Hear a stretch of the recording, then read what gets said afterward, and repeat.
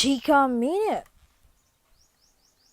Ito'y usap-usapan ngayon ng mga netizen o ng mga marites sa social media.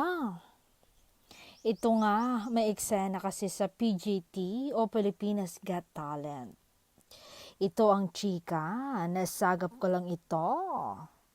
Tinanong kasi ni Judge Catherine Bernardo yung mga mini-bini kung sino ang idol nila bukod sa bini. At ang sinagot nila, Bel Mariano. I say, tama nga ang mga bagets. Tama nga ang inistan. Kasi kaidolo-idolo nga talaga naman itong si Bel Mariano, multi-talented artist. Pero ang nakakatuwa itong mga Don Bell fans.